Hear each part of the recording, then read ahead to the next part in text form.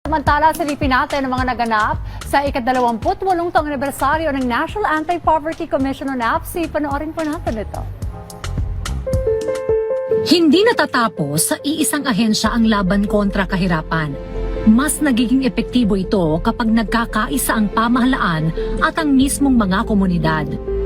Ito ang muling binigyang diin ng National Anti-Poverty Commission o NAPC sa pagdiriwang ng 28th anniversary nito. Bit-bit ng selebrasyon ng temang Aksyon Laban sa Kahirapan, Convergence Program na nagpapatunay sa mas matibay na ugnayan ng mga departamento ng pamahalaan tungo sa mga batayang sektor. Humanap po tayo ng successful convergence program at nakita natin ang pagtutulungan ng city government kasama ang iba't ibang ahensya ng pamahalaan, kasama ng NAPC at ang mga basic sectors. So meron silang integrated community food production program para sa adequate food.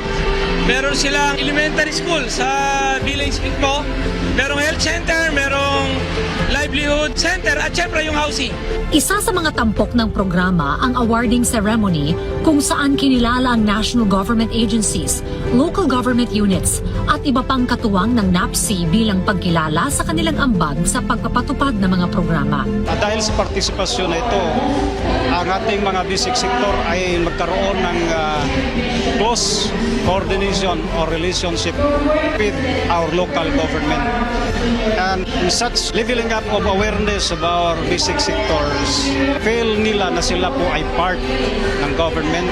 Kasabay nito, binigyang diin sa pagtitipon ng Magna Carta of the Poor, partikular ang 5 pangunahing karapatan ng mga benepisyaryo, kabilang ang sapat na pagkain, disenteng pabahay, edukasyon, serbisyong pangkalusugan at disenteng trabaho.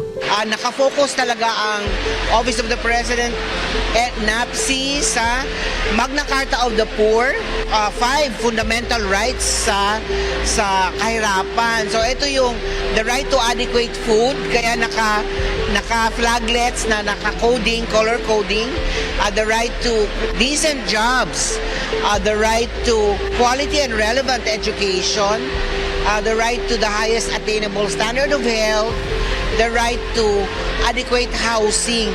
Sa loob ng 28 taon, patuloy na isinusulong ng NAPC ang mas malawak na ugnayan ng pamahalaan at mga komunidad.